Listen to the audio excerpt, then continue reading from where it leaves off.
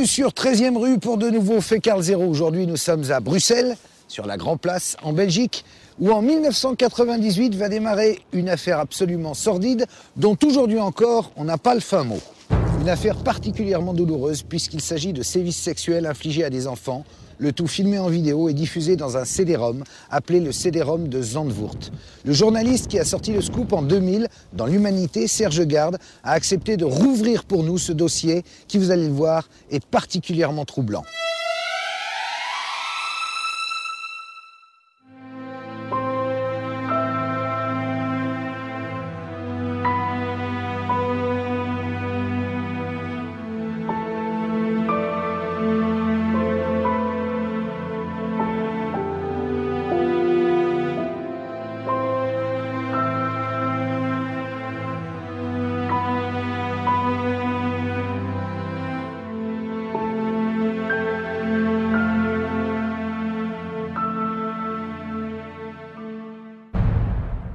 Un CD-ROM. Des enfants violés, torturés. Des images qu'on aurait préféré ne jamais voir. On en recense plus de 8000 sur un seul CD-ROM. Des photos abominables. Elles sont extraites des ordinateurs d'un Allemand, Gerrit Ulrich, qui habitait à Zandvoort, en Hollande. 8000 photos qu'il commercialisait discrètement sur Internet. Peu après cette découverte, Gerrit Ulrich est assassiné en Italie. L'homme qui a récupéré le CD-ROM de Zandvoort s'appelle Marcel Vervlossem, un citoyen belge à la tête d'une petite association. Nous sommes devant la prison de Turnhout, à quelques kilomètres d'Anvers, en Belgique. Là où Marcel Vervlossem est en prison actuellement, il purge une peine de 3 ans et demi de prison pour des viols commis sur des mineurs. C'est lui qui a récupéré le fameux CD-ROM de Zandvoort. Alors, Marcel Vervlossem, héros ou salaud? Et que cache cette affaire de CD-ROM?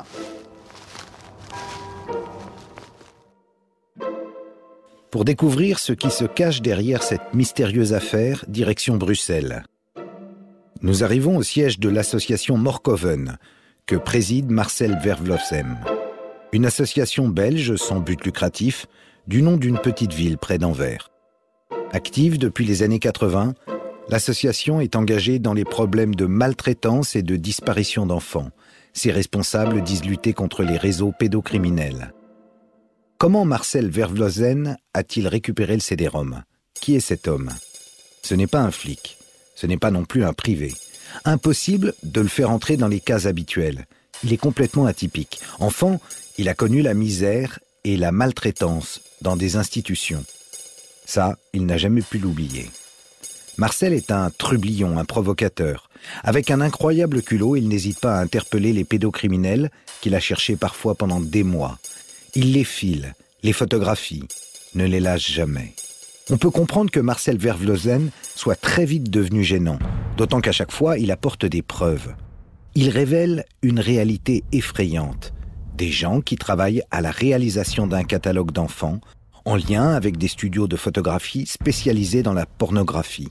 Derrière des disparitions d'enfants se profile la réalité d'un réseau et d'étranges protections, et la commercialisation d'images de viol d'enfants.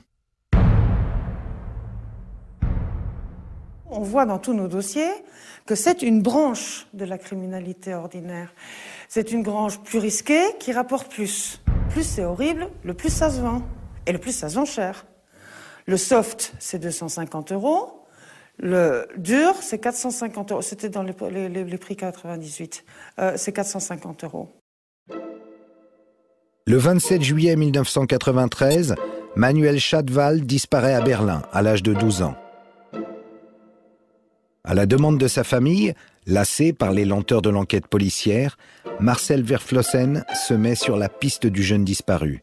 Une traque qui va l'amener en Allemagne, où son association enquête sur les activités pédosexuelles d'une certaine clientèle de bars de nuit. Petit à petit, le réseau prend forme. En voici l'organigramme. Au cœur du système, plusieurs bars à Berlin. Toutes se rejoignent autour de ces 3 bars, qui qui sont le Pinocchio, le Tabasco et le Dachka. C'est des gens qui font leur marché. Ils décident, on a un enfant, le père ça va, on va pas avoir de problème avec lui. Là, il faut faire attention parce que la mère est un peu hystérique. Et c'est comme ça que ça fonctionne.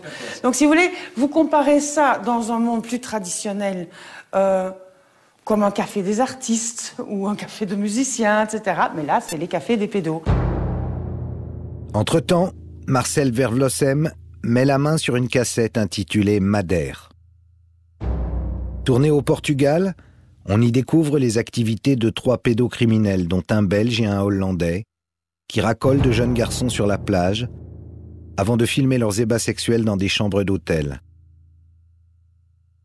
Marcel remet cette cassette à la police portugaise, permettant plusieurs arrestations au Portugal en 1997, ainsi qu'en Belgique. Sur un passage de la cassette tournée en Allemagne, Marcel reconnaît le jeune Manuel. La piste conduit à un certain Robbie van der Planken.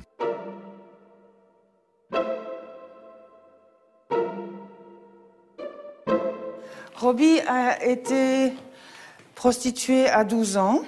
Il dit qu'il a fait de son plein gré pour l'argent. Il dit qu'il gagnait à l'époque 300 000 francs belges par mois. Robbie, une ancienne petite victime, engluée dans le réseau en qualité de rabatteur. Marcel le rencontre à Amsterdam, en compagnie de José Dessart, un journaliste de la RTBF. La rencontre est filmée. Marcel connaît si bien le dossier qu'il parvient à déstabiliser Robbie qui finit par parler du jeune Manuel. Je ne savais pas encore que Manuel avait 12 ans et demi ou 13 ans, car je m'en suis toujours tenu à un âge minimum de 14-15 ans. En fait, 14 ans est encore trop jeune. On a beaucoup d'ennuis à Amsterdam et à Rotterdam avec la police des mœurs, si on traite avec des jeunes de cet âge-là. Pour détourner l'attention sur d'autres, Robbie parle. Il décrit les activités du réseau. Des snuff movies où l'on filme la mise à mort d'enfants, Robbie dit n'en avoir jamais vu. Mais il reconnaît le tournage de films hard où la vie des enfants est en danger.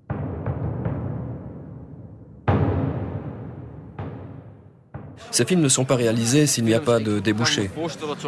Ce genre de films, je peux imaginer qu'ils sont vendus à gros prix. Mais le risque n'est rien pour les 2 ou 3 vendeurs si les films peuvent être écoulés sur un marché suffisamment important. C'est toujours une question d'offre et de demande. Mais en francs belges, cela peut dépasser 1 million si le film est fait sur demande. On ne court pas le risque, je crois, pour 200 ou 300 000 francs. Peu à peu, un lien se précise entre le jeune Manuel et les activités de Robbie qui tente de se défausser sur son amant, le nommé Gerrit Ulrich. Cet homme de 49 ans est apparemment chargé de la diffusion des images sur Internet.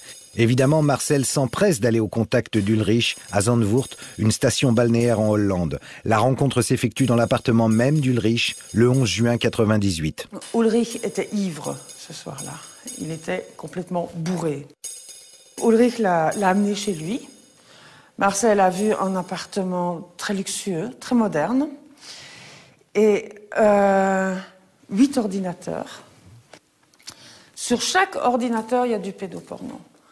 Alors il dit, Ulrich, là, il y a quand même quelque chose qui ne va pas. Du pédoporno partout. Il dit, il faudrait appeler la police. Et Ulrich dit, non, je donne un CD-ROM où il y a Manuel. Et tu vas retrouver Manuel. L'appartement d'Ulrich à Zandvoort semble bien être le centre du réseau. Des ordinateurs qui ne sont jamais éteints, de nombreux virements aboutissant sur un compte bancaire, nom de code Apollo, du nom du voilier d'Ulrich, sur lequel on filmait des viols de mineurs. Alors M. Ulrich nous a donné une partie. Et que cela soit bien clair, M. Ulrich ne nous a donné qu'une partie du matériel. Je pense qu'il voulait faire un essai, qu'il voulait nous tester, voir ce que nous allions faire avec ce matériel qu'il nous a donné. Ulrich vient de signer son arrêt de mort. Quand il réalise son erreur, il panique et s'enfuit en France à Lyon, d'où il téléphone à Marcel. Mais ce qui est étrange, c'est que M. Ulrich nous a téléphoné quelques jours plus tard, de Lyon, comme il l'a dit lui-même, pour nous dire où se trouvait sa cachette secrète. Chez Ulrich, à Zandvoort, on retrouve sous le plancher des vêtements d'enfants et des centaines de milliers d'images pédocriminelles sur des CD-ROM. Ulrich, lui, s'enfuit en Italie, où il va être assassiné par Robbie van der Planken. Mon avis personnel est que Ulrich a été éliminé parce que, je le suppose, il n'a pas eu seulement un contact avec nous, mais il a probablement cherché d'autres contacts aussi pour pouvoir quitter le milieu. Marcel ne retrouve pas Manuel sur les CD-ROM. En revanche, il découvre des milliers de photos d'enfants violentés, tableaux de chasse de trafiquants pervers. Photo après photo, une galerie de l'indicible, des viols et des tortures d'enfants, des viols de bébés. Que faire de ces CD-ROM ? Puisqu'il est en Hollande, Marcel Vervlossen va remettre le premier CD-ROM à la police néerlandaise qui va en tirer un fichier de portrait. Puis, il rentre en Belgique et après avoir pris soin d'en faire une copie pour son association, il en remet une autre à la police belge. Marcel espérait que la justice allait enquêter sur ce réseau Zandvoort. Cruelle illusion. Non seulement l'affaire Zandvoort va être enterrée, mais la justice va le harceler et finir par le condamner. Comment expliquer ce retournement de situation ? Au moment où Marcel révèle l'affaire de Zandvoort, triste hasard de calendrier, la Belgique s'enfonce dans une crise profonde. Rappelez-vous, c'était 4 ans avant l'affaire de Zandvoort. Un fait divers qui va devenir un immense scandale au point de déchirer la Belgique et d'ébranler largement ses institutions. Car ce qu'on découvre après l'arrestation de Marc Dutroux est tellement inimaginable que toutes les consciences vont en être traumatisées. Ici en Belgique, bien sûr, mais aussi en France et dans toute l'Europe.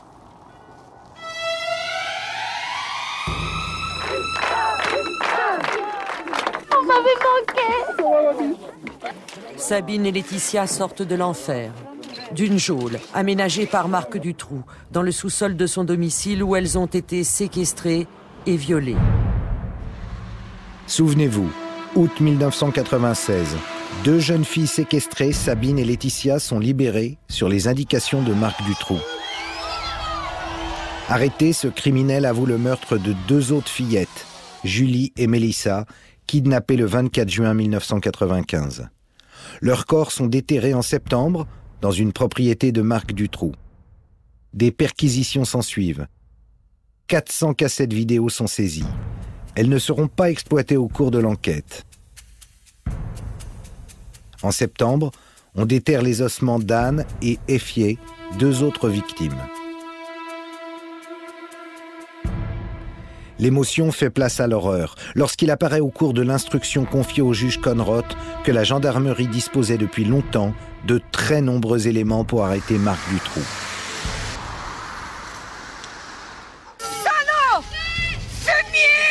Un certain Michel Nioul est associé aux agissements de Dutroux. Qui est Michel Nioul ? Un personnage de la haute société qui n'a jamais caché qu'il organisait des parties fines réservées aux Gotha belges. Pourquoi Marc Dutroux, petit trafiquant, minable voleur de voitures, est-il en relation avec Nioul ? Dutroux est-il un pervers qui chasse des fillettes pour lui-même ? Ou est-il le pourvoyeur de partous de la bonne société ? L'hypothèse d'un réseau est au cœur de l'enquête.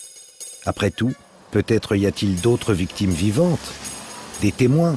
Et que fait le juge d'instruction, le juge Conrot ? Il va avoir une idée qui n'a pas souvent cours. Il va lancer un appel à témoins à toute la Belgique. Il va donner un numéro vert. Il va assurer aux gens qui ont des informations l'anonymat. Bien sûr, il faudra qu'elles donnent leur identité à la justice, mais elle ne sera pas divulguée, leur identité. Et il va recevoir des tas de coups de fil. Et là, la Belgique commence à trembler. Je ne parle pas du peuple qui trouve que c'est une bonne initiative que de se poser cette question, vu le nombre de victimes, mais je parle des autorités, parce que tout d'un coup, des témoins commencent à faire des récits incroyables. Une cellule hautement qualifiée de la gendarmerie auditionne ces témoins, baptisés X1, X2, X3. C'est le témoignage d'un de ces témoins, Regina Louf, alias X1, qui va précipiter l'affaire. Cette jeune femme, rescapée d'un réseau de prostitution, acceptera finalement de témoigner à visage découvert devant la caméra de Pascal Justice. J'ai été filmée. Les photos et les films étaient commandés par des gens qui décidaient eux-mêmes du scénario, du genre d'enfants, des mauvais traitements et des tortures qu'ils voulaient voir. Mais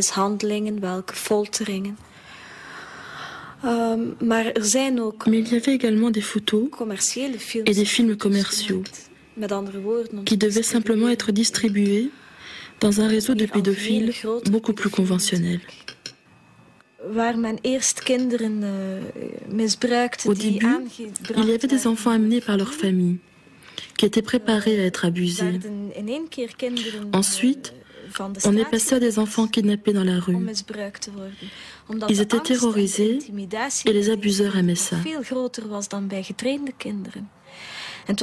Prendre des enfants dans la rue représentait un risque énorme, mais ça rendait le jeu encore plus excitant.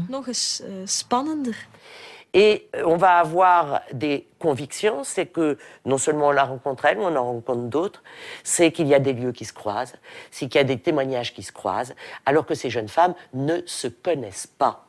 Elles ont vécu des choses avec des personnages identiques, parfois dans des lieux identiques, et surtout des événements incroyables auxquels l'imagination laisse pantois quand on pense à des chasses d'enfants qu'on laissait courir dehors nus, qu'on essayait d'attraper, enfin des trucs, des horreurs. Et tout ça aurait été fait dans une société bourgeoise, pour ne pas dire plus. Donc, voilà, l'enquête là-dessus a été que Régina Louf, un titre dans la presse a bien résumé l'état d'esprit des enquêteurs, égale Louf, c'est-à-dire cinglé. Les témoins X font peur. Régina Louf est diffamée, discréditée. L'équipe de gendarmes concernée est mise au placard. L'opinion publique se hérisse.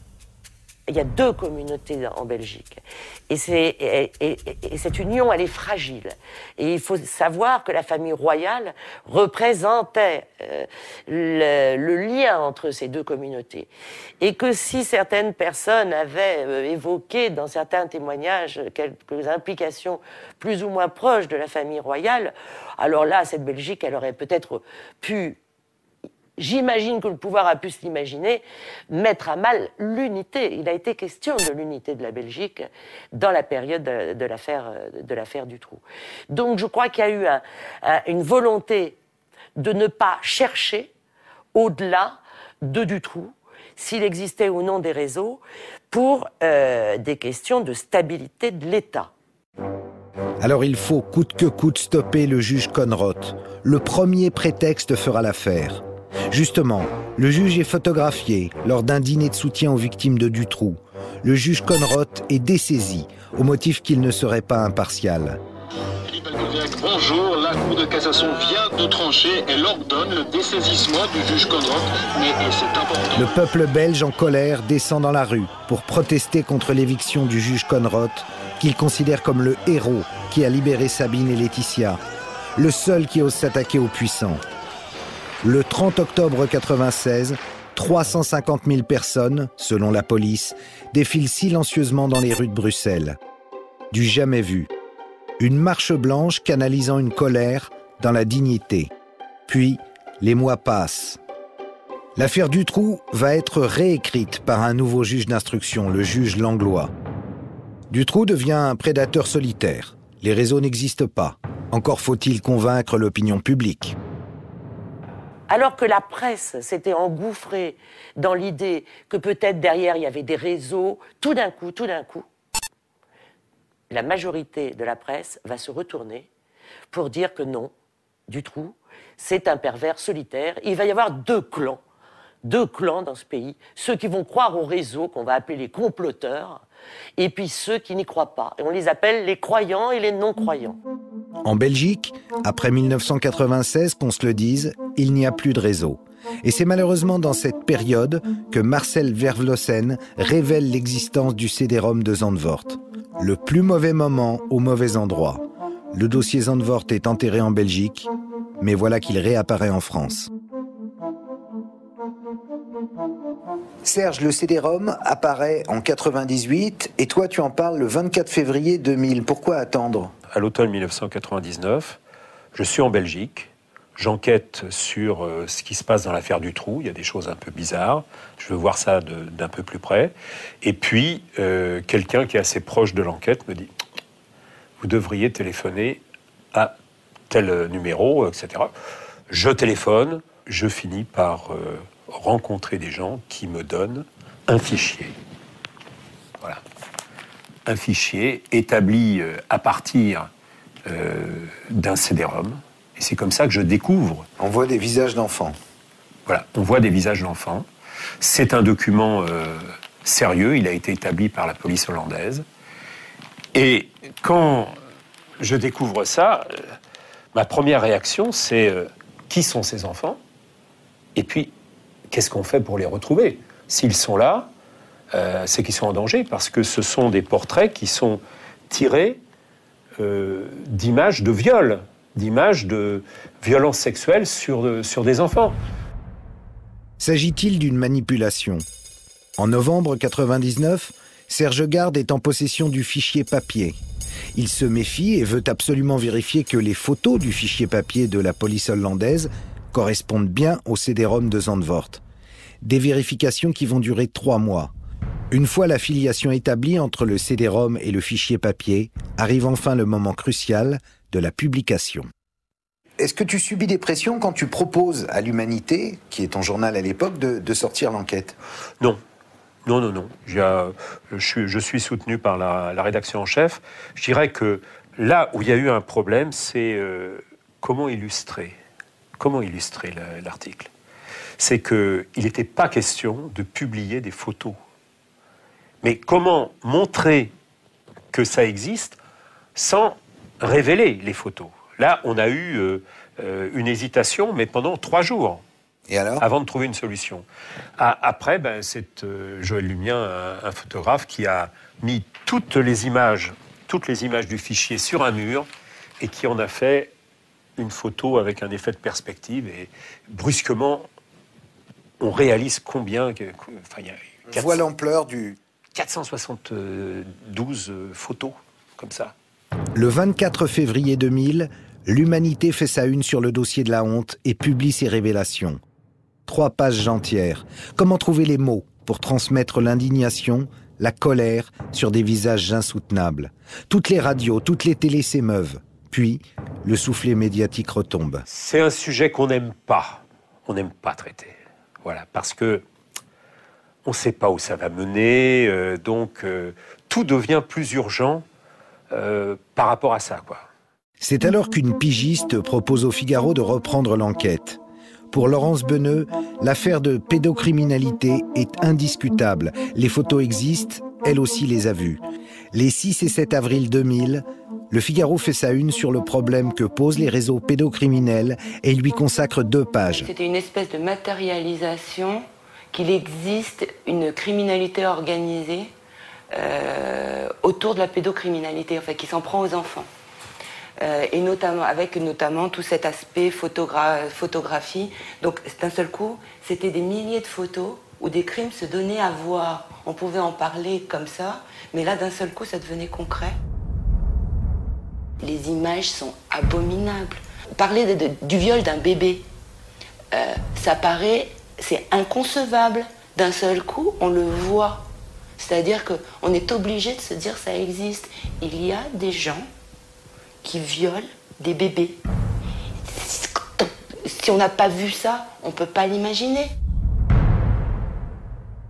Une petite fille qui avait une lèvre explosée, on voyait, elle avait le visage qui avait été massacré, ça se voyait. C'est-à-dire, elle saignait, elle pleurait, et c'était le côté incroyablement malsain d'avoir gardé cette image. Ça montrait, il y a des gens là où on voyait qu'il y a des gens qui prennent plaisir, en fait, à voir la souffrance d'enfants. Là, on parle même plus seulement de perversion sexuelle, on parle d'une perversion sadique.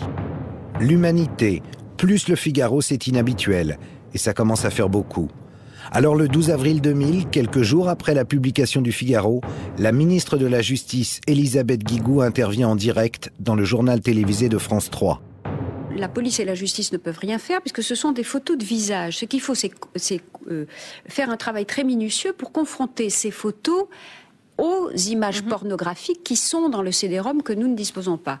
La justice a demandé, y compris aux journalistes qui ont des informations, qui peuvent posséder ce CD-ROM, qui peuvent posséder d'autres fichiers de photos, de les communiquer à la justice. Elle lançait un appel aux journalistes qui auraient des documents à les remettre à la justice parce qu'il y avait une volonté d'enquêter. Elisabeth Guigou admet donc que son ministère dispose du fichier photographique. D'ailleurs, Interpol en a une copie. Mais sans le CD-ROM, ajoute-t-elle, nous ne pouvons rien faire. Alors pourquoi la chancellerie ne le réclame-t-elle pas à la justice hollandaise ? Serge Garde, le journaliste de l'Humanité, fournit le CD-ROM et le fichier au procureur général. C'est pas habituel. Un journaliste n'est pas un auxiliaire de police. Seulement, je suis journaliste, je suis citoyen, je suis aussi père de famille, et je sais que les documents du CD-ROM peuvent permettre de sauver des enfants. Dès le départ, je sais que l'affaire va être enterrée. Parce que précédemment, cette magistrate s'est illustrée en distribuant des non-lieux dans ce genre d'affaires. C'est une spécialiste dans le genre, oui. Est-ce qu'on pourrait dire qu'elle a été placée là pour faire ça ? Tu sais, Karl, dans tous les milieux, il y a des gens dogmatiques. Et quand quelqu'un est persuadé que ces affaires-là, c'est du fantasme, qu'est-ce que tu veux faire ? C'est pas forcément quelqu'un qui va être complice ou qui va soutenir un réseau. J'ai pas d'éléments pour pouvoir le dire. Mais je constate simplement que, dès le départ, on va confier cette enquête à quelqu'un qui n'y croit pas. Et pour celles et ceux qui en douteraient encore, il suffit d'écouter la réaction du substitut des mineurs à Paris, Yvon Talec, lorsqu'il exprime son point de vue devant les caméras de France 2 le 16 mai 2000 à propos du CD-ROM de Zandvoort. Où les mineurs ont été photographiés la plupart du temps avec non seulement leur accord, mais l'accord de leurs parents. Et certaines des photos sont en plus des matériaux très anciens, puisque nous savons déjà que certaines photos remontent aux années 70 ou 80. Et il faut aussi minimiser, en tout cas en France, la portée de cette affaire, dans la mesure où de nombreux enfants qui sont présentés ici ne sont pas des enfants français. Le chef du parquet des mineurs qui explique aux 20h qu'il faut minimiser l'affaire. On en reste sans voix. Ces propos indignent de nombreuses associations, notamment Innocence en danger.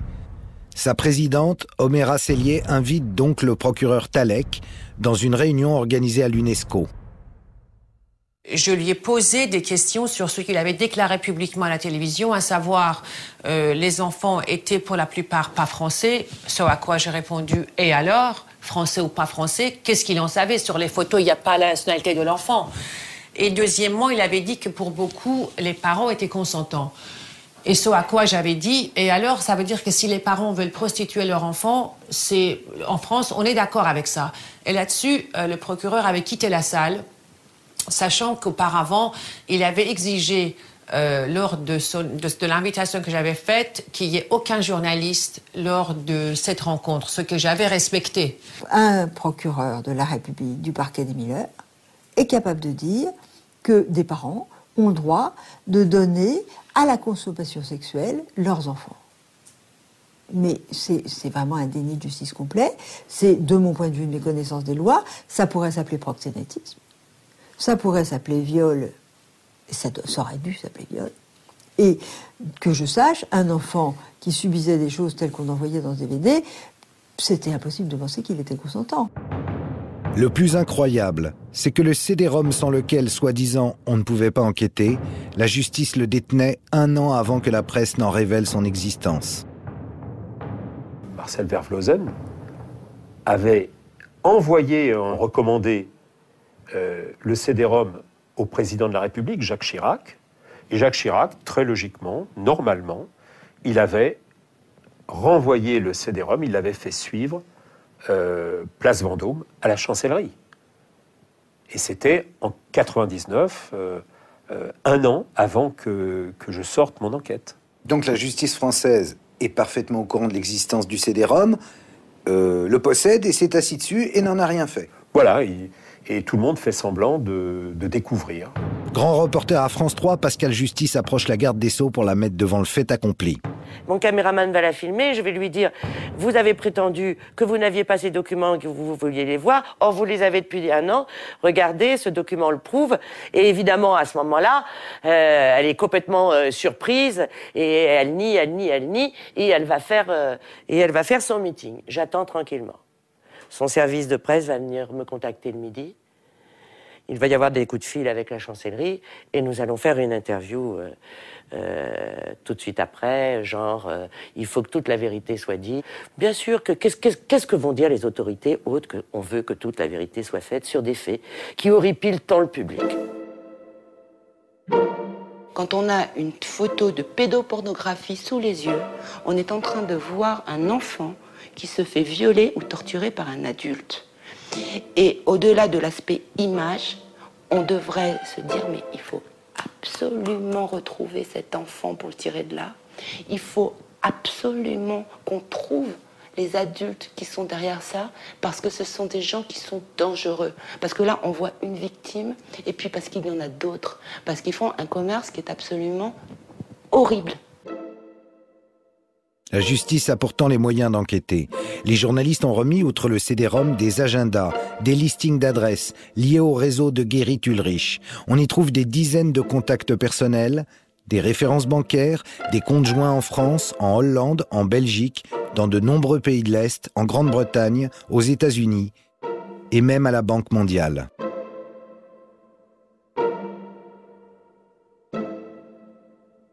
Et j'apprendrai en lisant des articles dans la presse parisienne, c'est-à-dire que les confrères ont été informés par le parquet que ces carnets d'adresses ne contenaient que des adresses de boulangers, de coiffeurs, enfin des adresses sans intérêt. Sans intérêt pour la justice. Qu'elle nous explique qu'elle n'a pas les moyens de remonter ses pistes, ce serait préoccupant mais crédible. Mais affirmer que ces documents sont sans intérêt confine à la désinformation. Par ailleurs, ce qu'on n'avait pas prévu au ministère, c'est que dès la publication de l'enquête, le téléphone n'arrêtait pas de sonner au standard de l'humanité. Les journalistes ont reçu des centaines de personnes qui souhaitaient venir consulter le fichier. Évidemment, je n'ai pas compté, je ne m'attendais pas à un tel raz-de-marée, mais c'est peut-être 150, 200 personnes qui sont venues au journal pour voir le fichier parce qu'ils avaient des craintes, parce que il y en a qui sont venus des États-Unis, de Floride. Brusquement, on voyait à quel point il y avait une réelle inquiétude et que ça concernait énormément de monde. Donc, à la fois, on espérait des reconnaissances et en même temps, on les redoutait parce que faut mesurer ce que c'est quand vous avez des parents, une mère qui brusquement met son doigt sur une photo en disant « c'est mon fils ». Voilà. Et c'est arrivé. C'est arrivé une première fois, et puis ensuite une deuxième fois, et puis après, c'était... Toutes les personnes qui demandent à voir le fichier de Zandvoort sont inquiètes à propos d'enfants soit disparus, soit présumés victimes de violences sexuelles. Plusieurs dossiers judiciaires sont ouverts. Toutes ces personnes sont en quête de vérité, comme ce pédiatre. Un troublant témoignage. Le docteur Spitz est pédiatre. Il consulte le fichier, reconnaît 2 enfants venus dans son cabinet, se plaignant d'abus sexuels, des témoignages que les juges n'ont pas pris au sérieux. Vous savez, dans la vie, on peut toujours se tromper. Mais là, trop, c'est trop. Parce que l'enfant m'a dit quand même, il y a plus d'1 an. Et il y a des messieurs qui prennent des photos. Et ils dessinent des caméras sur ces dessins. C'est un hasard, c'est bizarre quand même. Et on le retrouve en photo.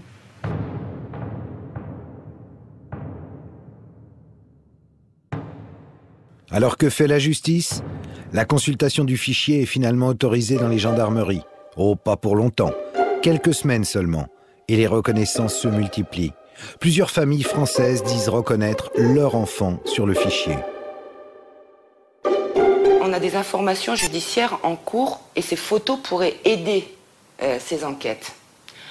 Au lieu de donner ces photos, ces documents à des fins d'enquête, aux enquêteurs, aux magistrats instructeurs, enfin à tous ces gens qui sont déjà en train de travailler sur ces dossiers, on ne leur donne pas on ouvre une information judiciaire à part. Toutes les enquêtes particulières déjà ouvertes sont noyées dans le dossier Zandvoort qui devient hypertrophié. Au total, 81 mineurs sont reconnus par des proches. Un tournant dans l'enquête, mais direction l'impasse. Qu'elles soient effectuées devant les journalistes ou devant les gendarmes, toutes les reconnaissances sont qualifiées d'erreurs. Pas une mère, pas un médecin, pas un travailleur social ne sera cru. Tous se trompent. Des erreurs, ça reste à démontrer. On dit à la mère, ça peut pas être votre enfant, parce que cet enfant-là, c'est un enfant qui a été identifié en Hollande, qui s'appelle Björn Niekamp. Le problème, c'est que moi, après, je pars en Hollande, donc, et la personne que j'ai rencontrée était une des personnes qui dirigeait ce pôle d'enquête. Donc, il connaissait très bien le dossier.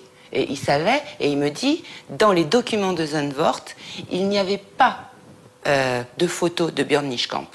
Donc quand on disait à la mère de l'enfant français, ça ne peut pas être votre enfant parce que c'est une photo d'un autre enfant qu'on connaît déjà, ce n'était pas vrai. C'est une concentration incroyable de sosie. Voilà ce que la justice a voulu faire passer dans l'opinion publique. Tout le monde se trompe, sauf la juge d'instruction qui dit « ce sont des sosies ». Elle reconnaît son enfant sur 2 photos. Elle dit c'est lui, là. Sur les 25 photos de la série, il y en a que 23 qui ont été expertisées. Donc on lui disait que c'était pas son enfant. Elle disait pas le contraire. Elle avait jamais dit que son enfant était l'enfant qui était sur ces 23 photos. Elle en avait reconnu 2 autres. Ces 2 autres-là n'ont pas été expertisés. Elle a donc demandé une contre-expertise pour rectifier l'erreur.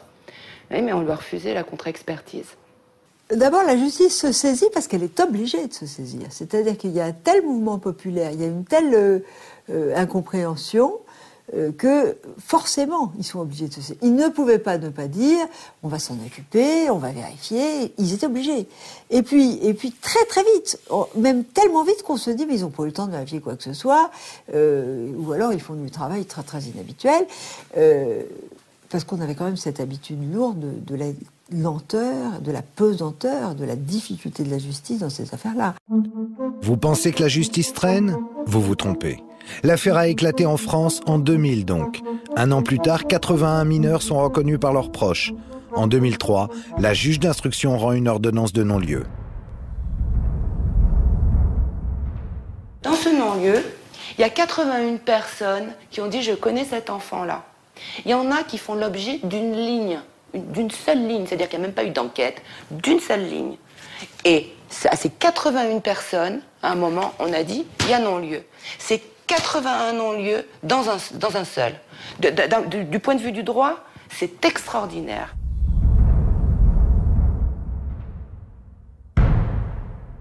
Et certains de ces enfants ont été du coup rendus aux parents ou à la personne qui en a eu la garde, dont ils parlaient comme leur abuseur.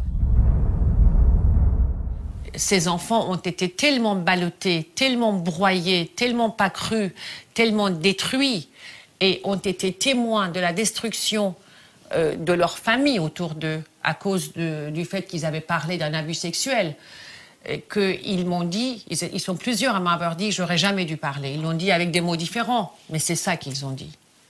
Donc moi, j'ai pas été étonnée, j'étais furieuse, parce que c'était quand même tellement spectaculaire et des vraies preuves qu'on se disait quand même, c'est quand même fou que même ça, il n'existe pas. On sait que des enfants ont été reconnus sur ces photos, et ça n'a pas déclenché quoi que ce soit judiciairement intéressant. Au fond, la justice a rejeté tout ce qui leur a obligé à pousser l'enquête. Les 81 mineurs reconnus ne seraient pas ceux qu'on croyait, admettons. Mais s'il y a une erreur sur la personne, alors dans ce cas-là, il n'empêche que derrière chaque photo se trouve bien un enfant réel. Et on en revient à la question qu'on se pose depuis le départ, depuis le début de l'enquête. Qui sont ces enfants? Que fait-on pour les retrouver? Et là, silence radio. Comment expliquer une telle absence de réaction face à une criminalité aussi grave? La présidente d'Innocence en danger ne peut se satisfaire de la situation. Elle retourne voir le procureur Yvon Talec. La seule réponse que j'ai eue, c'était que je devais cesser de m'acharner sur Zandvoort. Je ne m'acharnais pas du tout, je voulais juste comprendre, parce qu'il y avait des gosses derrière. que je devais cesser cet acharnement parce que ce dossier ne se rouvrirait jamais. L'enterrement du CD-ROM de Zandvoort passe mal. Entre deux enquêtes en Afrique du Sud et en Amérique latine, un rapporteur spécial de l'ONU fait escale à Paris. J'ai appris qu'il y avait en France du trafic et de la prostitution touchant les enfants et que cela constituait un problème inquiétant. Il y a eu aussi des plaintes et des dénonciations précises de mères qui se disent poursuivies par des groupes pouvant être assimilés à des mafias ou à des loges organisant la pornographie infantile. Dans son rapport, Juan Miguel Petit pointe des questions préoccupantes. Le refus d'envisager l'existence de réseaux. La brigade des mineurs a émis des doutes quant à l'existence de réseaux pornographiques impliquant des enfants. On doute donc, tout en reconnaissant les protections dont bénéficient certaines personnes impliquées dans ces activités. Le rapport relève également de nombreux dysfonctionnements dans le traitement judiciaire des dossiers de violences sexuelles sur des mineurs et préconise la création d'un organisme indépendant pour lever les blocages. Cette proposition urgente, selon l'ONU, n'a jamais connu le moindre début d'application. À la direction centrale de la police judiciaire, on ne partage pas l'inquiétude du rapporteur de l'ONU.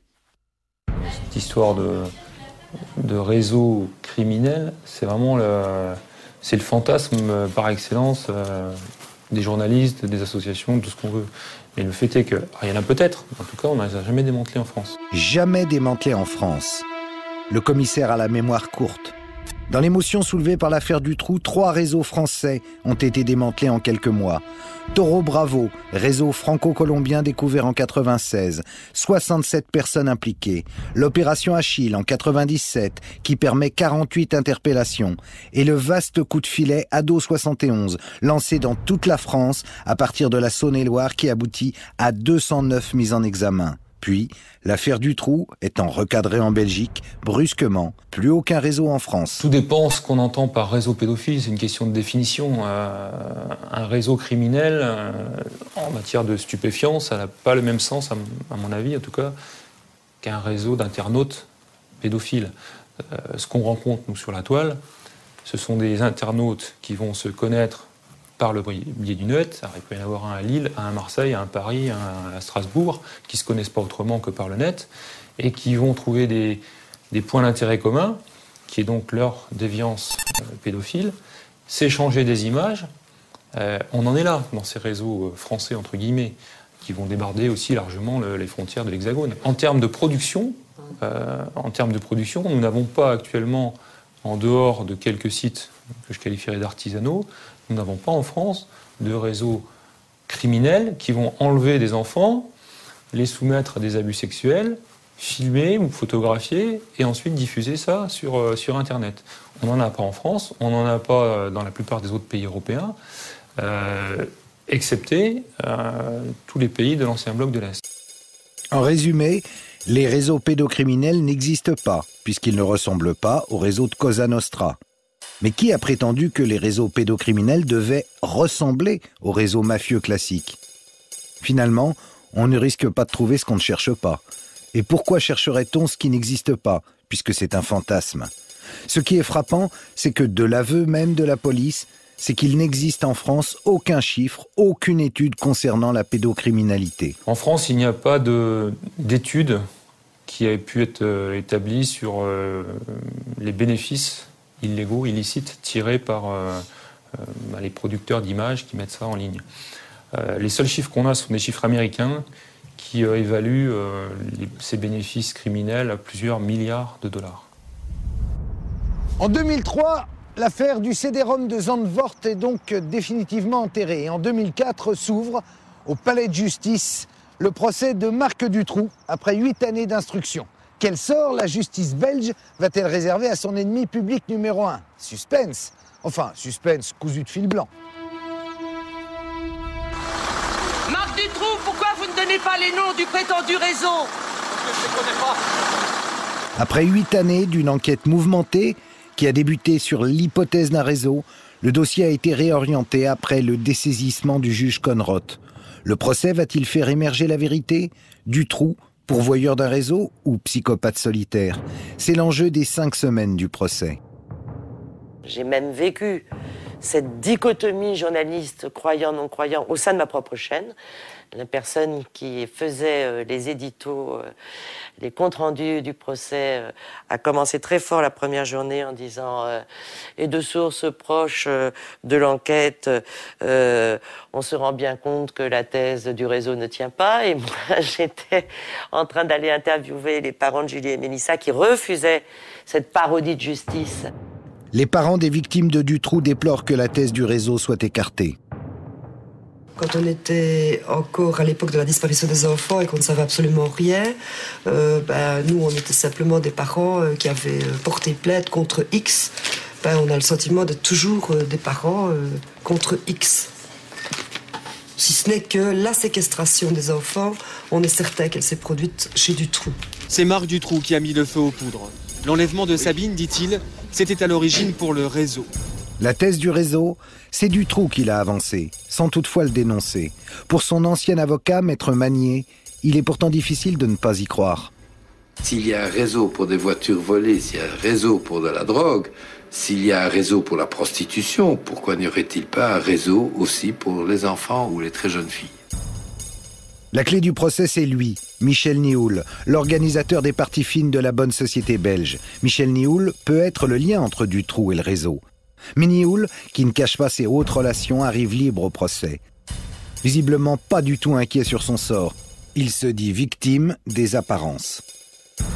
Je corresponds parce qu'il faut reconnaître que j'ai été partouzeur pendant quelques années, dans les années 85 à 89. Je corresponds parce que je suis un homme d'affaires, je corresponds parce que je connais des gens haut placés. Aucune de ces personnalités haut placées ne viendra témoigner au procès. Michel Nihoul est reconnu coupable d'être le chef d'une association de malfaiteurs active dans le trafic de drogue et d'êtres humains. En revanche, il a été acquitté pour les enlèvements d'enfants. Le kidnapping d'enfants, la séquestration d'enfants, le viol d'enfants et l'assassinat d'enfants, c'est à mon avis les accusations les plus lourdes que peut supporter un être humain. Et de cela, il est définitivement lavé. Les réseaux, ça n'existe plus. La vérité judiciaire est intervenue. Libéré en 2006, Nihoul va rester tristement célèbre. Si un jour je suis lâché, il y a une chance sur 2 qu'on me flinguera. De Dutroux, on a fait un monstre. De moi, on m'a présenté comme le diable. Trop de questions sont restées en suspens. Pourquoi fréquentait-il Dutroux? La drogue a-t-elle servi au paiement de l'enlèvement des victimes de Dutroux? La vérité judiciaire correspond-elle à la vérité des faits? Mais moi, je suis déçu comme il l'a quitté, je suis déçu. Moi pas, j'ai dit yes. Dutroux prend le maximum, la Belgique d'en haut respire. Un tout petit peu. Bien sûr, je ne peux pas être satisfaite de la condamnation d'un Dutroux solitaire. Pourquoi ? Parce que je ne peux pas être satisfaite de l'enquête qui permet cette condamnation. Cette enquête, elle n'a pas été sérieusement menée. Difficile également d'être satisfait avec ce qui s'est passé dans l'affaire du CD-ROM de Zandvoort. Le dossier est totalement enterré.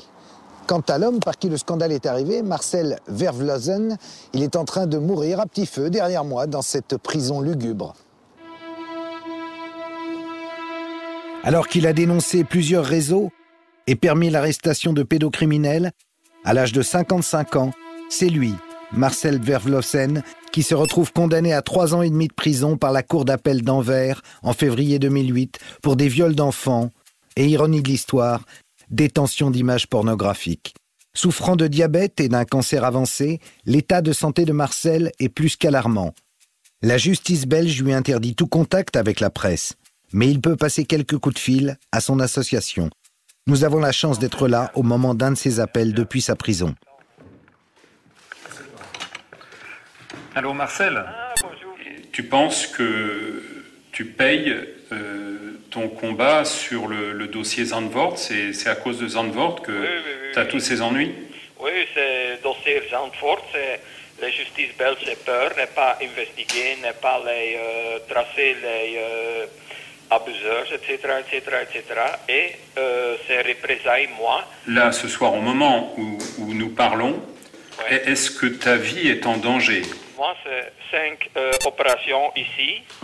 Et mon cœur, c'est cancre, c'est leucémie, les nerfs, etc., etc., etc. Et voilà, c'est fini. C'est fini ici. Le ministre de la Justice belge a refusé de répondre à nos questions. Il a refusé de libérer pour raison médicale Marcel. Un point qu'il est important de rappeler, Marcel n'a jamais avoué les crimes qu'on lui reproche. Il a toujours clamé son innocence. Il a eu des accusations assez absurdes. Par exemple, une des personnes l'a accusé de l'avoir violé le jour de son anniversaire de ses 15 ans. Or, cette semaine-là, Marcel a pu produire, parmi les pièces de sa défense, un certificat médical selon lequel il sortait de l'hôpital en chaise roulante avec une jambe qui venait d'être réparée, qui était pleine de broches. Où il y a un inversement des rôles, où les témoins sont accusés des crimes qu'ils reprochent. Alors, ça veut dire quoi? Ça veut dire que c'était un menteur ou que tout a été inventé, ou alors qu'il est tombé dans un piège? Marcel Vervlozen a été condamné pour plusieurs viols de mineurs. Si les faits sont avérés, les 3 ans de prison sont insuffisants. En dessous de 3 ans de prison, il n'y a pas de prison effective. Il n'y a pas de prison ferme. Il y a une peine de substitution. Donc, il s'agissait bien de mettre Marcel Vervlozen en prison pour l'éliminer. Donc tu penses que Marcel a été condamné parce qu'il dérangeait? C'est ma conviction. Et cette conviction, je la base sur un document. C'est une lettre que l'un de ses accusateurs a signée avec le tampon du bourgmestre, où il reconnaît avoir porté des fausses accusations et d'avoir été payé pour accuser Marcel Vervlozen. On essaie de le faire passer pour un pédophile? Ah bon? Marcel Vervlozen aurait accumulé autant d'images pédophiles qu'il a essayé de remettre aux polices du monde entier pour son plaisir personnel. Dites donc, il est sacrément habile, cet homme-là, si c'est un perverse. Marcel Vervlozen, c'est un emmerdeur. Il a révélé, en pleine affaire du trou, des choses qu'il était plus possible de voir ou de montrer. Et il le paye. On l'a dit, c'est un emmerdeur, Marcel. Lorsqu'il révèle au grand public l'existence du CD-ROM en 98, de nombreuses informations lui parviennent du monde entier. Il en transmet certaines à plusieurs autorités européennes, dont la France. Ces informations pouvaient nourrir plusieurs dossiers d'instruction en cours. Mais le dossier Zandvoort est classé sans suite. Cette inertie va peser sur certaines célèbres affaires de pédocriminalité en France. En 2005, un méga procès débouche sur 62 condamnations à Angers. Zandvoort ne sera pas évoqué. Dommage. 5 enfants identifiés sur le fichier étaient de la région. Rappelez-vous aussi l'affaire des 7 jeunes filles disparues dans l'Yonne. 7 jeunes filles confiées à la DAS. Et l'enquête, enterrée pendant 20 ans, malgré l'acharnement du gendarme Jambert, cruellement isolée. Comment expliquer que 2 des disparus aient pu être reconnus sur le fichier de Zandvoort?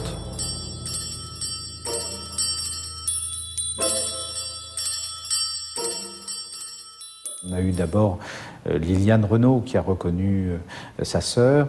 Liliane est une jeune femme très fragile, très touchée par l'histoire, mais elle a eu d'une certaine manière un flash, reconnu sa sœur de profil. Et puis ensuite, Francine Lemoine a reconnu sa mère. Elle était toute petite quand sa mère a disparu.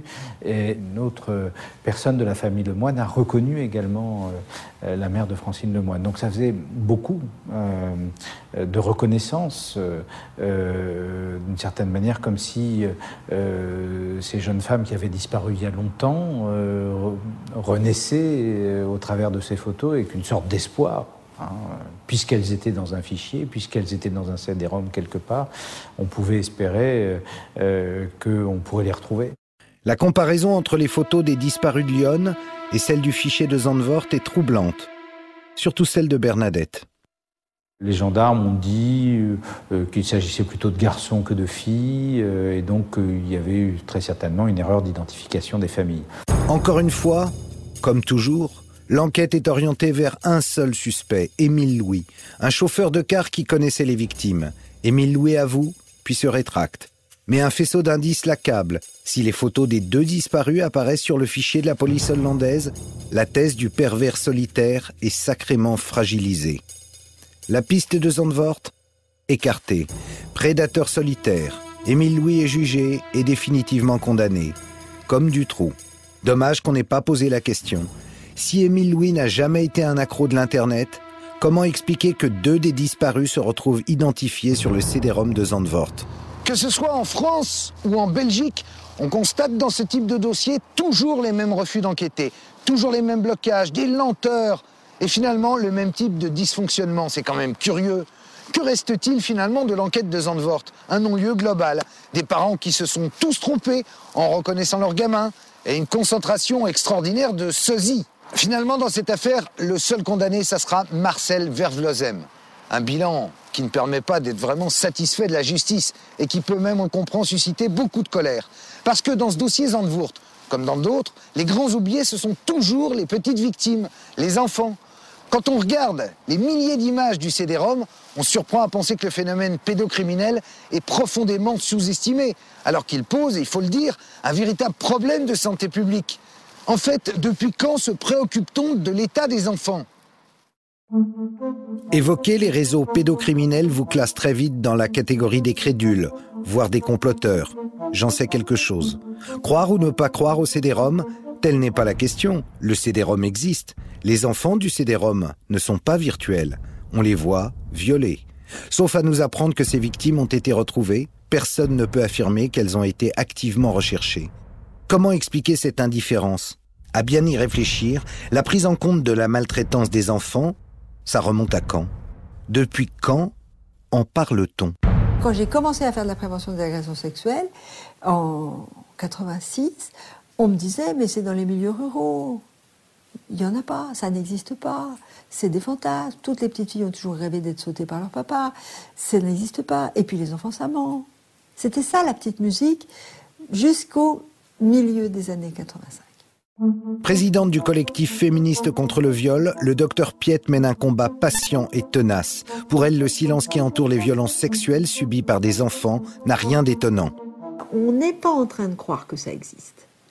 Donc si ça n'existe pas, il n'y a rien à faire.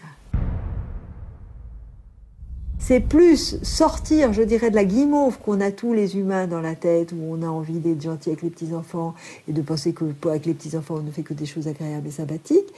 C'est ça l'idée qu'on a. Et penser aux affreuses choses qu'on fait sur les enfants, c'est dérangeant. Donc plutôt on ne les voit pas. Et c'est pas une question de moyens, ou alors ça serait des moyens de formation, etc. Mais c'est plus sortir de cette guimauve qu'on a tous.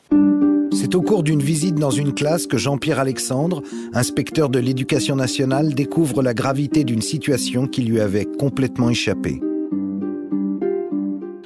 Près de mon bureau, il y avait une classe de perfectionnement, classe où l'on regroupe les élèves en grande difficulté scolaire, qui ont donc de très grandes difficultés, voire incapacités à faire les apprentissages. Je suis allé inspecter la maîtresse, à sa demande d'ailleurs.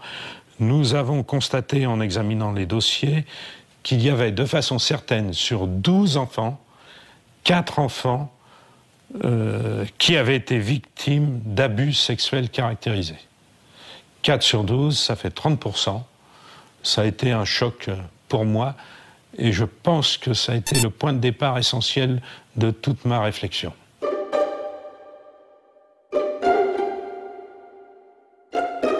Dans cette circonscription que j'avais en charge, à faire entre 10 et 20 signalements par an. Donc, signalements de soupçons d'abus sexuels sur ces enfants dans le cadre familial. À l'échelle du département, cela ferait plus de 250 enfants victimes chaque année. J'ai été mal vu de certaines structures parce que je signalais trop. Je dis au moins, je pèse mes mots, au moins la moitié des enfants en grande difficulté d'apprentissage, souvent classés, le mot est terrible, classés, hein, souvent classés débiles légers ou débiles moyens, donc QI en dessous de 80, ont été victimes d'abus sexuels. Et c'est la raison de leur difficulté d'apprentissage. Ça touche toutes les catégories sociales, toutes, sans aucune exception, toutes les ethnies, ça touche toute la société. Ces choses qui nous dérangent profondément, nous ne voulons pas les voir. Patricia fut l'une des petites victimes du silence. À 8 ans, elle a été violée par un instituteur dans son appartement de fonction, au sein même de l'école. Son calvaire a duré plusieurs années. Parfois, l'enseignant invitait un collègue. L'école était devenue l'endroit de tous les dangers. Du coup, Patricia a cessé d'apprendre. Il lui aura fallu 35 ans pour briser le silence qui l'étouffait. Elle accepte de témoigner. C'est la première fois. Il me disait toujours que c'était normal, que toutes les petites filles pouvaient le faire. Le dire à ma mère, elle m'aurait même pas cru. Personne m'aurait cru. Ils m'ont toujours dit que si je parlais, qu'on me prendrait pour une folle. J'étais des fois malade, je mangeais pratiquement plus. Même le médecin disait à ma mère que c'était de la comédie, enfin des caprices. Alors si un médecin ne se rend pas compte que je vais pas bien, qui aurait pu s'en rendre compte? Surtout quand je revenais de chez l'instituteur. C'était, je me lavais vite fait et j'avais pas faim et j'allais me coucher. J'étais pas la victime, c'était moi la coupable. Le cas de Patricia est exemplaire. Elle n'a pas fait d'études, elle parle de sa vie passée en termes de gâchis. Le viol qu'elle a subi enfant a également rétréci son espace vital.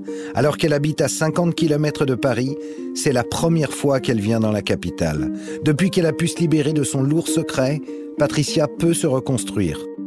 Et puis je commence à me dire que c'était pas la faute de la petite fille que j'ai été, que c'était les salauds. Plus le temps passe, puis je me dis la petite fille que j'ai été n'était pas coupable. Et en fait, on disait, nous, le tabou, c'est pas de violer son enfant, le tabou, c'est que ça se sache. Ça, c'est insupportable. Et en vrai, la faute, elle est sur la petite qui parle, elle n'est pas du tout sur le violeur. Et au fond, c'est ça qu'on est en train d'essayer de casser. Et on se rend compte que c'était tellement profondément ancré, tellement ancien, que c'est trop violent pour les gens. Les réactions à l'arrestation de Roman Polanski nous offrent un formidable miroir des ambiguïtés de la société française. Le viol d'une fillette, une simple affaire de mœurs, vieille de 30 ans. Le seul scandale, c'est l'arrestation du cinéaste. Pour Frédéric Mitterrand, ministre de la Culture, l'arrestation du cinéaste est épouvantable et dénuée de sens. Un homme qui viole une petite fille, 13 ans, c'est une petite fille, hein. En tout cas, c'est mineur.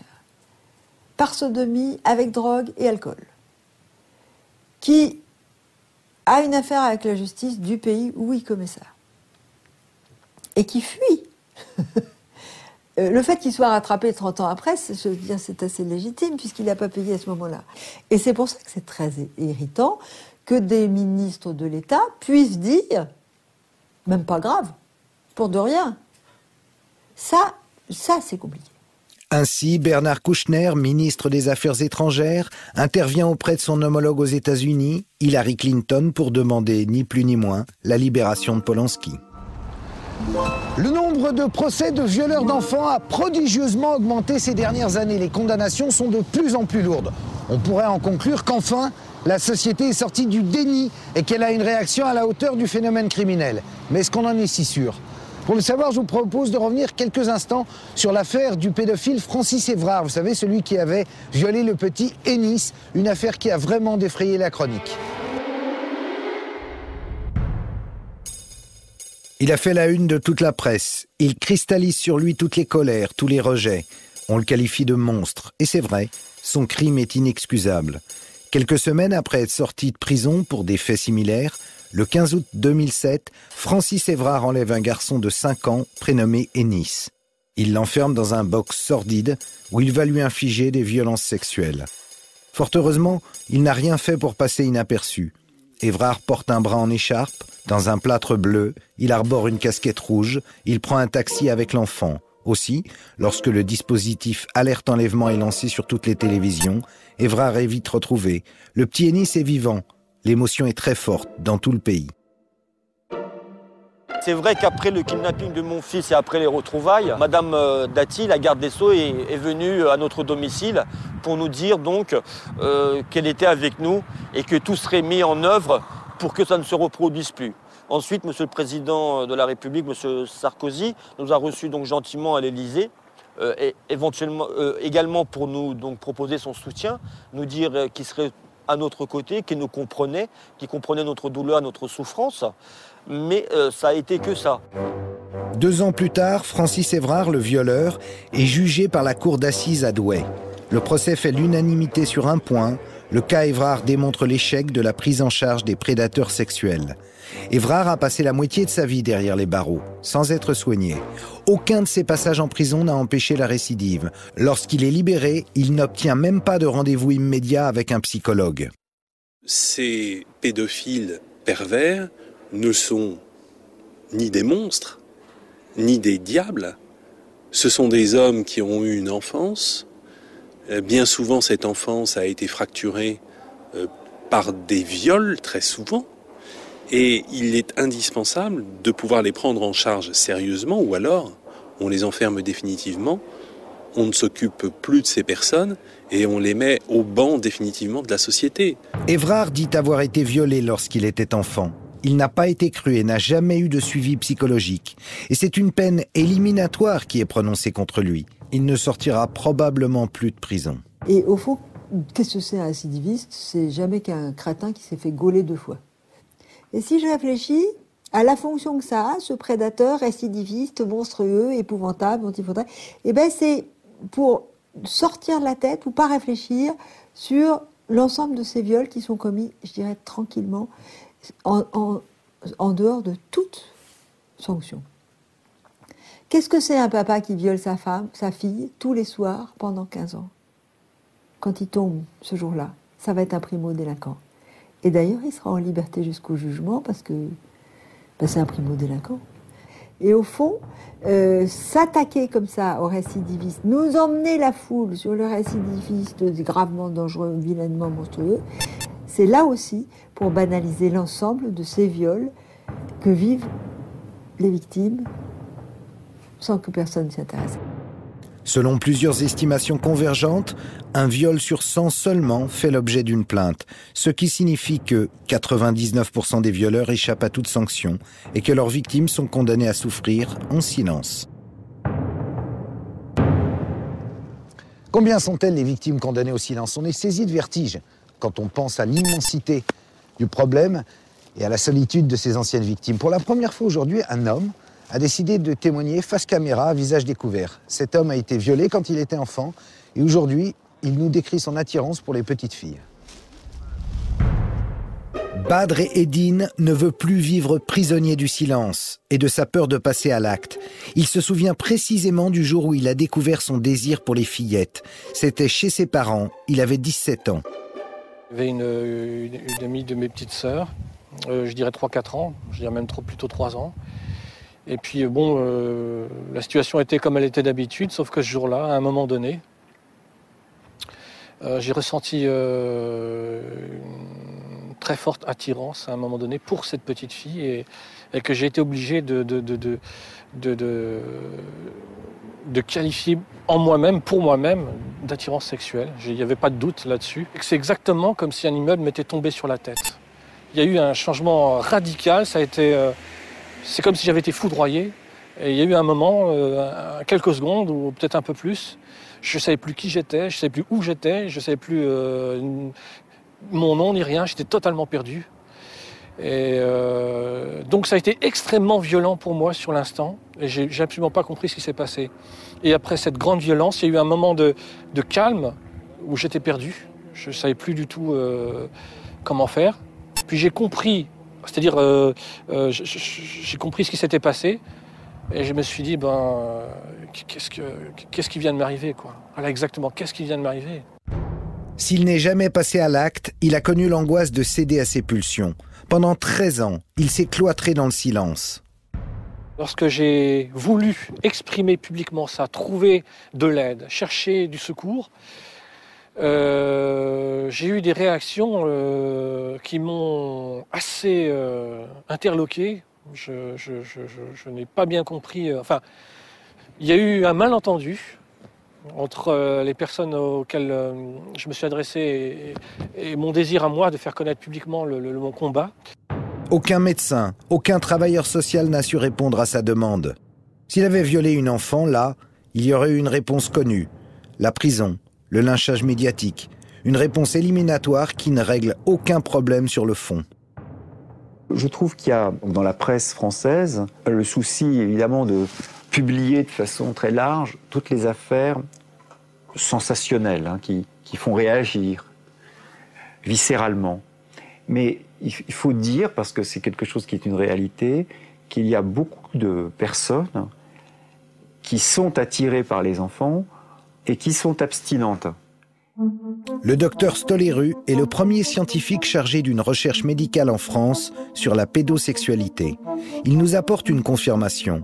Il y a d'innombrables Badr Eddine qu'on ne veut pas voir. Badr Eddine, lui, pense détenir une solution en choisissant de ne plus se cacher. Le fait que dans mon quartier, toutes les personnes sachent que je suis sexuellement attiré par les petites filles, ça ne fait pas de moi quelqu'un qui devient un paria, quelqu'un qu'il faut montrer du doigt en disant « Regardez, c'est ce pervers qui... Oui, ça, c'est le pédophile. » Non, c'est exactement le contraire. Ça veut dire que tous les enfants, toutes les petites filles de mon quartier vont être protégées. Non pas uniquement grâce à moi et au combat que je mène pour ne pas en arriver à violer un enfant, à agresser un enfant, mais aussi parce que toutes les personnes qui ont en charge un enfant le sauront. Et donc pourront gérer cette situation en même temps que moi. Badr Eddine a-t-il mesuré les risques en se plaçant sous le regard de ses voisins? Nous avons voulu flouter son visage, mais il a tenu à témoigner à visage découvert. Il a fait un immense travail sur lui-même, en solitaire. Il raconte son combat dans un livre qu'il a auto-édité. Il s'appuie sur sa foi chrétienne pour tenir.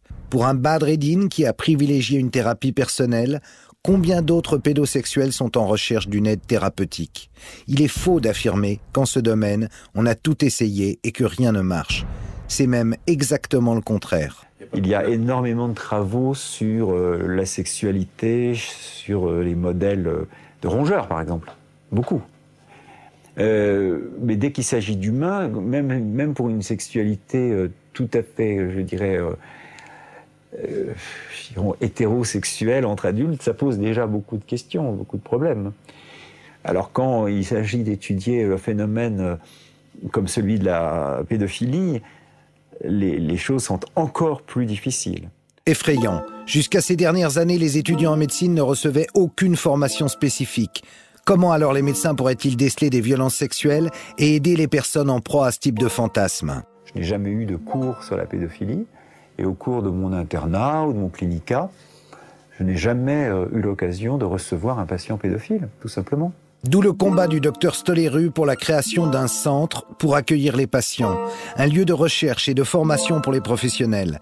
C'est en 2009 seulement que l'INSERM a financé la première étude scientifique sur la pédosexualité, une expérience menée par le docteur Stoléru et ses collaborateurs sur des volontaires soumis à un traitement associant la prise de médicaments à un suivi psychologique.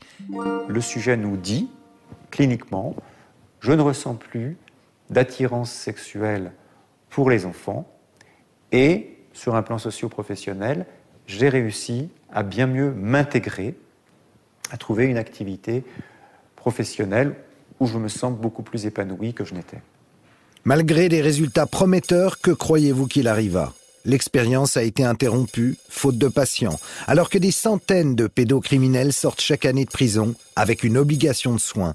Même si l'administration pénitentiaire refuse de jouer le jeu, il était possible de recruter des patients grâce à la télévision, comme cela a été fait en Allemagne avec ce clip.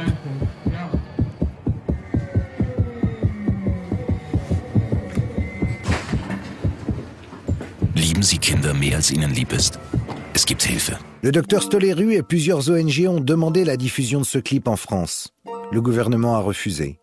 Dommage, car en Allemagne, il y a eu plus de 500 appels en quelques semaines. Je crois que c'est quelque chose qui n'a pas traumatisé l'Allemagne. Il n'y a pas eu de psychose, comme certains en France m'ont dit. Il y aura une psychose si vous faites ça.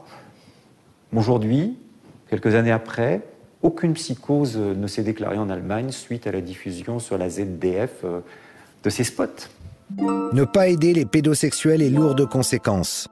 S'il y a bien une chose qui est claire, après des années et des années de recherche internationale sur ces questions, c'est que dans environ, on va dire 50% des cas d'agresseurs sexuels, on retrouve dans leurs antécédents le fait d'avoir eux-mêmes été victimes d'agressions sexuelles.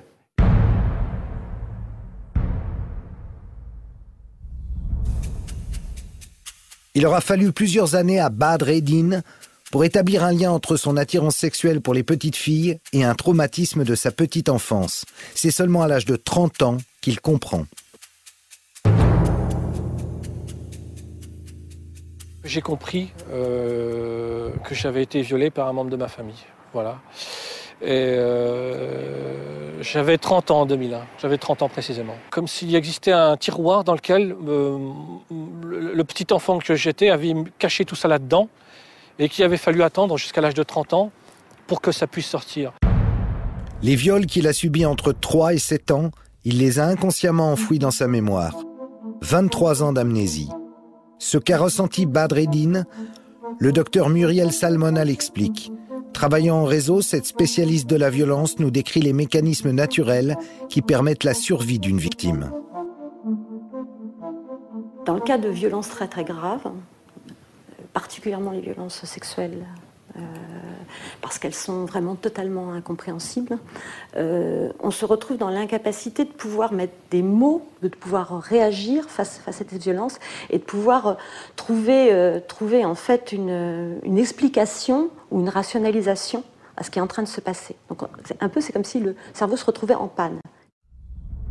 Pour aider à faire face à un danger, le cerveau donne l'ordre de sécréter des hormones de stress, l'adrénaline, le cortisol. Notre cœur bat plus vite, notre vigilance est stimulée. Nous sommes plus performants pour trouver une solution. Chez la victime d'un viol, surtout lorsqu'il s'agit d'un enfant, le danger est incompréhensible, absolu. La sécrétion des hormones de stress s'amplifie.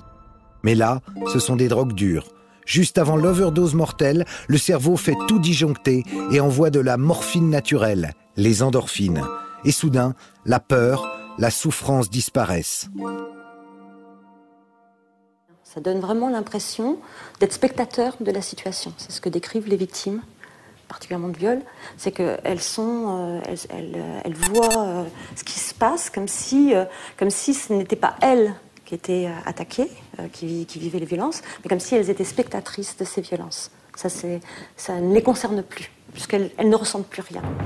La souffrance a peut-être disparu, mais elle reste intacte, enfouie, prête à rejaillir. Autrement dit, la victime porte en elle une véritable bombe à retardement, susceptible de la replonger à tout instant dans la souffrance du viol. Toute situation en lien avec les violences est susceptible de rallumer cette mémoire traumatique. Donc ça peut être une date, ça peut être un lieu, ça peut être une sensation, ça peut être voire une violence qui va rallumer cette mémoire traumatique et qui va faire revivre dans l'événement en l'état. C'est-à-dire qu'on le revit comme on était au moment du traumatisme. Quand vous êtes dans une situation où vous revivez les violences, que vous êtes dans un état de stress, d'effroi, de tension, l'impression que vous allez mourir, que c'est en train d'imploser à l'intérieur de vous, si ça disjoncte, on attend que la disjonction. Si la disjonction ne vient pas, il faut la faire venir. Faire disparaître l'atroce souffrance. Comment trouver un raccourci pour arriver à la disjonction ? Se mettre en danger par des conduites à risque, drogue, alcool. D'autres retournent la violence sur leur entourage, allant jusqu'à agresser des enfants.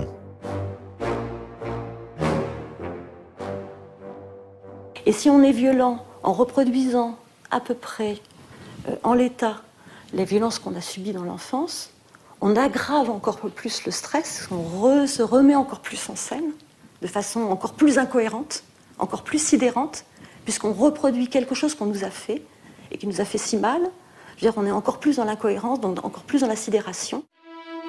Autrement dit, si l'on veut prévenir les prédateurs de demain, les Évrards de l'an 2020, il est primordial de prendre en charge les petites victimes d'aujourd'hui, de les écouter. Or, en France, rien n'est fait pour elles. Un certain pourcentage de ces victimes laissées à l'abandon deviendront les prédateurs dans quelques décennies. L'affaire de Zandvoort a révélé une situation désastreuse. Face à une pédocriminalité boostée par l'Internet, la justice fonctionne mal quand elle ne dysfonctionne pas. Les médecins n'ont pas été formés, les enseignants non plus. On ne finance pas les études et les programmes qui permettraient de mieux connaître ce phénomène criminel.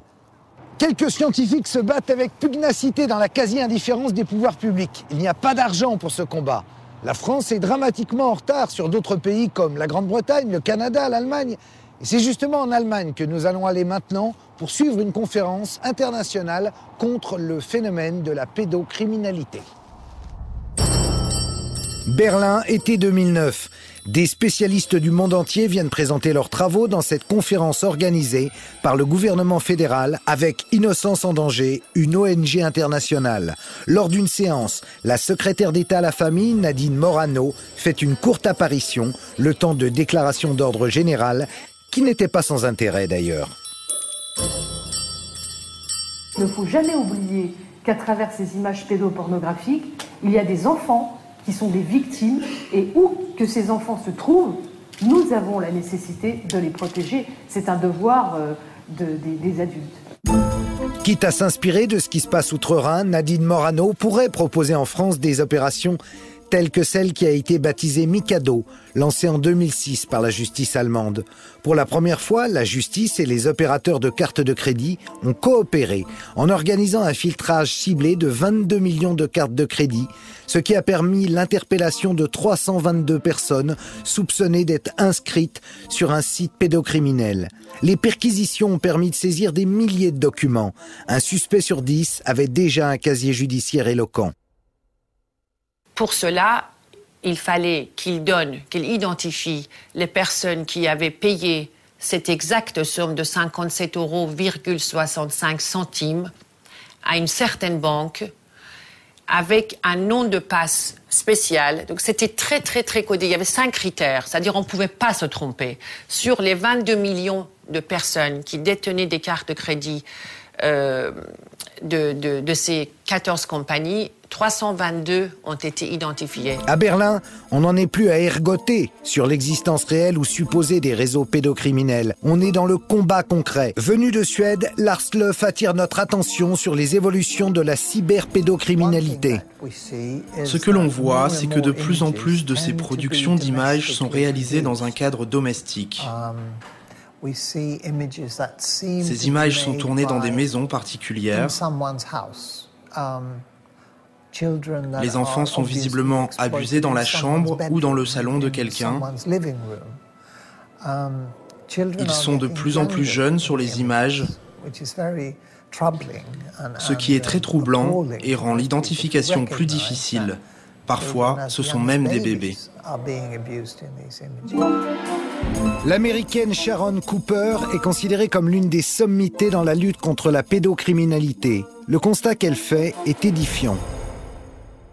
We have operation after operations that reflect this information. Operation Cathedral, Operation Hamlet. Chacune des opérations confirme nos informations. Il y a l'opération Cathédrale, l'opération Hamlet et Apollo aux États-Unis. Continuellement, il y a de 10 à 45 personnes connectées en même temps tout autour du monde, qui discutent et échangent des informations sur Internet. Dans la plupart des cas, les abus s'effectuent en direct, diffusés par les webcams. Il y a les abuseurs, des membres de la famille et ceux qui prennent du plaisir à regarder. Tous constituent un réseau. Fini l'époque des pédocriminels solitaires qui vendaient sous le manteau les photos ou les films 8 mm de viol d'enfants pour financer leur perversion. L'artisanat a été balayé par les nouvelles technologies. Aujourd'hui, un viol commis à domicile ou entre amis peut être commercialisé et visionné de l'autre côté de la planète. Avant, il y avait une victime, un abuseur. Les enfants avaient un secret, c'est qu'ils avaient été sexuellement abusés. Les recherches ont montré que les enfants exposaient leurs secrets au grand jour quand ils étaient prêts. Bien souvent, ce n'était pas pendant l'enfance. Les victimes faisaient des révélations à l'âge adulte, quand ils sentaient que l'abus était suffisamment loin pour en parler. Avec l'Internet, le secret de l'enfant n'en est plus un. L'abus devient visible. Oui, visible, et parfois même dans le monde entier.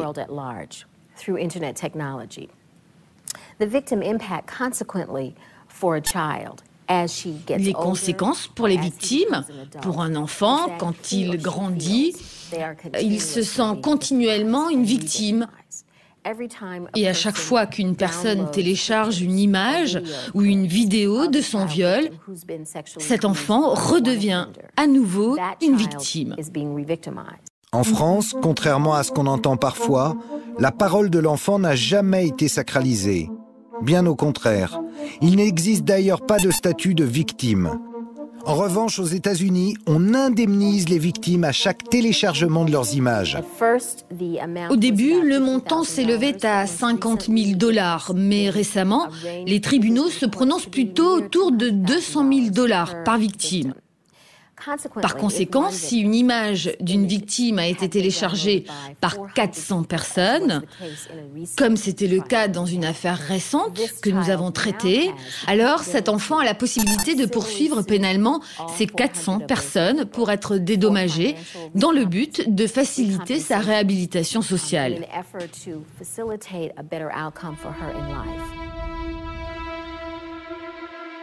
On entend souvent dire que la vie d'un enfant violé est fichue. Et pourtant, c'est faux. C'est faux si les adultes le croient et qu'ils le prennent en considération, qu'ils prennent en considération son récit. Pour peu qu'on les aide à surmonter le traumatisme, ces enfants blessés peuvent redécouvrir la vie.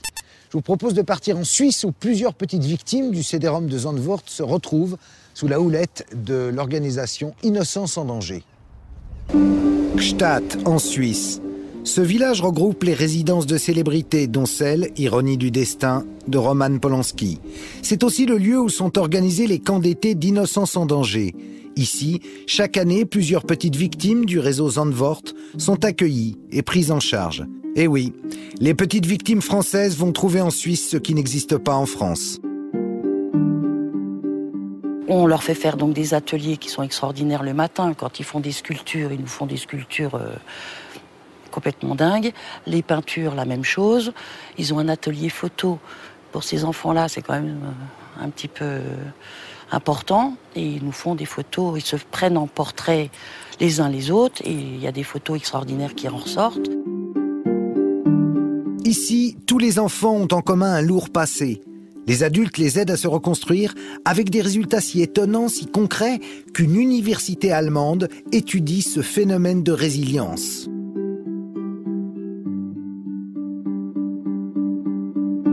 Lorsque, il y a 3-4 ans, ils sont venus pour la première fois, c'était des enfants qui avaient des problèmes scolaires, des problèmes de communication, des problèmes énormes de concentration, des problèmes de confiance. Rien que le fait que quelqu'un les aide à mettre une veste ou lasser une chaussure est difficile à se mélanger aux autres.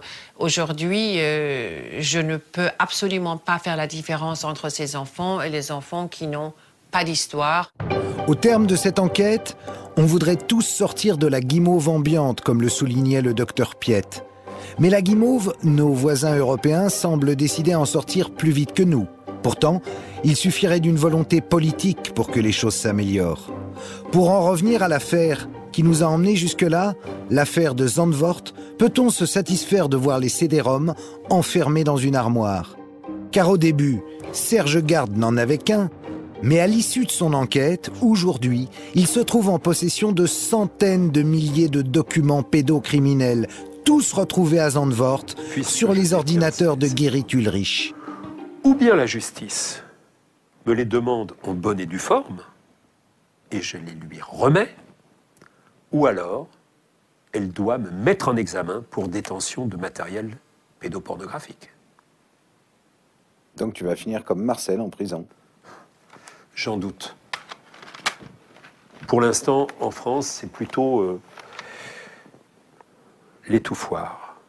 Parce que utiliser tous ces CD-ROM, ça veut dire il faut des moyens, il faut des enquêteurs, etc. C'est tellement plus facile de regarder ailleurs et de faire comme s'il n'y avait rien. Nous voici donc au bout de notre contre-enquête. Nous vous avons présenté l'affaire du CD-ROM de Zandvoort en essayant de ne rien vous cacher. Mais comme vous, j'ai constaté qu'il y avait un certain décalage entre la réalité d'un côté, celle de la pédocriminalité, et celle des discours officiels en Europe, qui prétendent que tout est fait pour lutter contre. Maintenant, c'est à vous d'agir et de réfléchir en fonction de votre conscience. Après tout, chaque pays a la justice et la police qu'il mérite. Bonsoir.